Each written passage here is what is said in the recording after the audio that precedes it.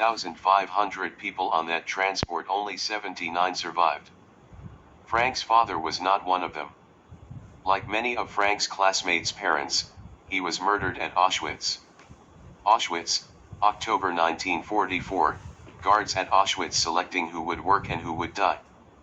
In nearly all cases, people were transported to the camps in covered cattle trucks, which was bad enough.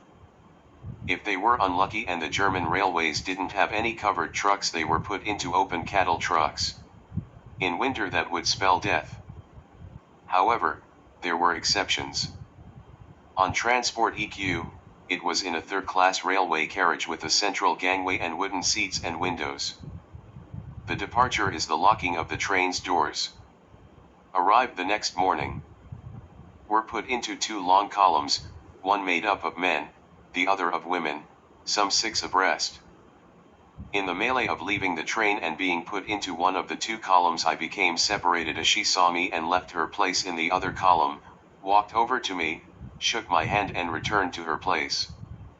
Those of us who had been selected to work were now marched to the next stage, where we undressed, put our clothes on a heap, showered, had all our hair shaved off and were issued with prison clothes.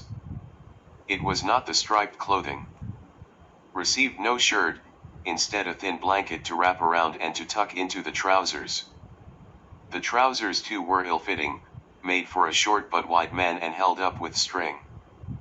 The jacket was black, very old, and had been worn by many others before it was handed down. It had a very large cross in dark red and now crumbling paint on the back.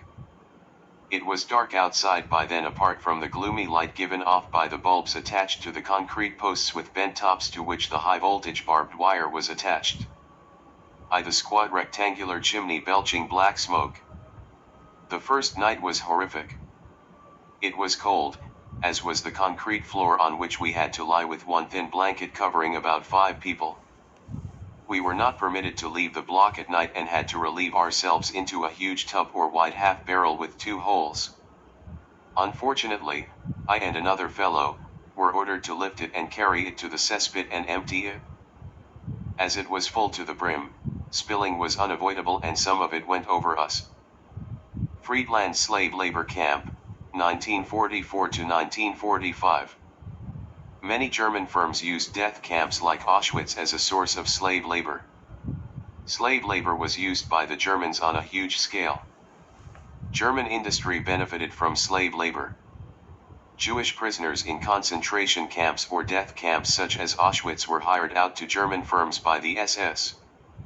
These firms paid the SS at very cheap rates and made a good profit by employing slave labor. Jewish workers did not get paid at all. Friedland was a branch camp of a major concentration camp at Gross Rosen. Were paid no wages. The rent the manager paid to the SS for our labor amounted to a few pence. We were slave laborers, hired from the SS by a firm that produced aircraft propellers for the German Air Force. We worked, marched, slept in the same rags, bits of thin blankets wrapped round us for vest and shirt. Bits of thin blanket wrapped round my feet for socks. A coat which had survived several wearers and was falling apart. Had running cold water but no soap. Certainly no towel. Shoes were solid wooden clogs. Had very little to eat.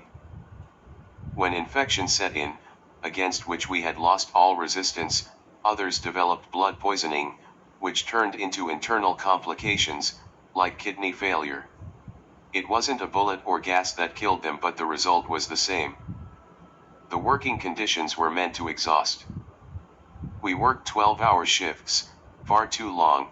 We didn't have the strength to operate heavy machinery and carry around heavy propeller blades for so many hours. Were made to stand on the Appellplatz, the barrack square, 4 hours on end. Interrupted sleep due to nothing but liquid food, a difficult march to and from the works on a slippery, icy road with smooth, wooden clog.